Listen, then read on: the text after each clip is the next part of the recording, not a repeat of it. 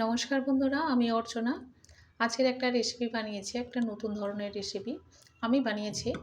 আর এটা হলো মশলা চানা চাট। আপনারা দেখে বুঝতে পারছেন যে কিছু একটা বানিয়েছি চানা দিয়ে বা কাঁচা ছোলার। এটা প্রথমে আমি 100 গ্রামের মতো ছোলা ভিজিয়ে রেখেছিলাম, ভিজিয়ে জল ঝারিয়ে নিয়েছি। এটা আমি সিদ্ধ করব। এটা কুকারের মধ্যে দিয়ে সিদ্ধ করে নেব। একটা সিটি দিলে চানাটা সিদ্ধ হয়ে যাবে। এর মধ্যে জল দিয়ে দিলাম, আর 1 চামচ হলুদ আর 1 চামচ নুন দেব। বেশি নুন এখানে দিচ্ছি না। হলুদটা দিলে কি হয়, ছোলার যে একটা কালো ভাব থাকে সেটা আর খুব একটা হবে না। একটা হলুদ হলুদ তো ব্যাপার থাকবে। আর না হলে ছোলাটা বেশ কালচে কালচে লাগে, খুব একটা ভালো দেখতে লাগে না। যাই হোক, একটা সিটি দেওয়ার পরে ছোলাটা নামিয়ে নিয়েছি, সিদ্ধ হয়ে গিয়েছে, জল ঝরাতে দিয়েছি। আর এদিকে আমি ফ্রাইং প্যানের মধ্যে বেশ কিছুটা রসুনের কোয়া আর একটা বড় সাইজের পেঁয়াজটা ভালো করে কুচিয়ে নিয়েছি, সেটা দিয়ে দিলাম। আর এর মধ্যে 2 রকমের লঙ্কা দিয়েছি, কাঁচা লঙ্কা আর শুকনো লঙ্কা। শুকনো লঙ্কাটা দিলে বেশ স্বাদ হয়। আর এখানে 1 চামচ মৌরি দিচ্ছি, দিয়ে একটু তেলের মধ্যে ভালো করে মশলাটা ভাজা করে নিলাম। আর একটু ঠান্ডা হয়ে গেলেই অল্প একটু আদা দিয়ে মশলাটা ভালো করে পেস্ট করে নেব।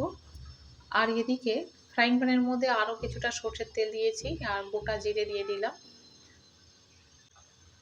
এবারে দিয়ে দিলাম কুচিয়ে রাখা টমেটোগুলো একটু বড় বড় সাইজের কেটেছি। আর তেলের মধ্যে একটু ভেজে নেওয়ার পরে যে মশলাটা আমি পেস্ট করেছিলাম সেটা আমি দিয়ে দিলাম। এখানে পুরো মশলাটা দিয়ে দিয়েছি, দিয়ে খুব ভালো করে তেলের মধ্যে কষিয়ে নিতে হবে যাতে টেস্টটা খুব ভালো হয়। আর এখানে স্বাদ মতো নুন দিচ্ছি। আগে ছোলা সিদ্ধ করার সময় আমি নুনটা দিয়েছিলাম, তাই সেই বুঝে আমাকে নুন দিতে হবে। আর 1 চামচ জিরা গুঁড়ো, 1 চামচ ধনিয়া গুঁড়ো, লাল লঙ্কার গুঁড়ো 1 চামচ আর হলুদ 1 চামচ দিয়ে খুব ভালো করে মশলাটা কষিয়ে নিয়েছি। আর এবারে জল ঝরিয়ে রেখেছিলাম ছোলাটা, সেটা দিয়ে দিলাম।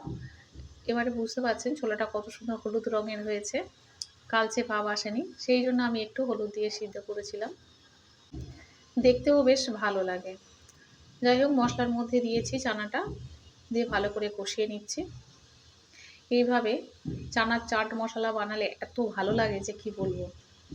বিকেলবেলা এই ধরনের খাবার খেতে খুব ভালো লাগে। কত সুন্দর হয়েছে দেখুন, দেখলেই লোভ লেগে যায়। কত সহজে চানা চাট মশলা বানিয়ে ফেললাম।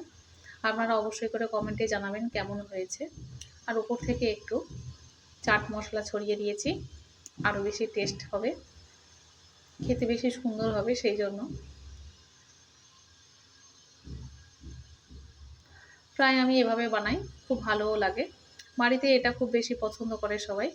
যাই হোক, আমি অর্চনা, আপনারা দেখছেন অর্চনার সহজ রান্না। অবশ্যই করে লাইক, শেয়ার এবং সাবস্ক্রাইব করবেন।